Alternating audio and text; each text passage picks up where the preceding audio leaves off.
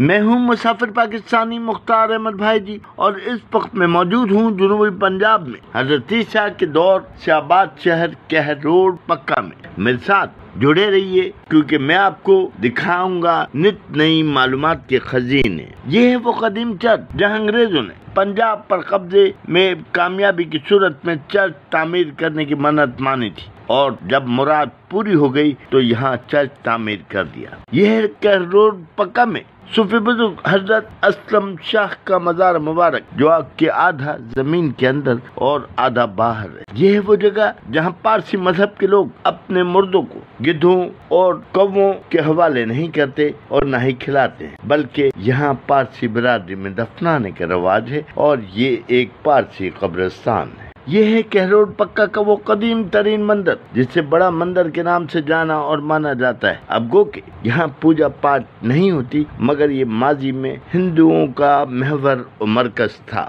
اب میں موجود ہوں کہر روڈ پکا کی اس قدیم حویلی میں جہاں ملک و قوم کے مستقبل کے فیصلے کیے جاتے تھے۔ یہ ہے مکئی کے وہ کھیت جہاں رات کی تاریکی میں عجیب و غریب مخلوق نہ صرف دکھائی دیتی بلکہ سامنے ہی واقعہ ویران مسجد میں نمازوں کی ادائیگی بھی کرتی ہے۔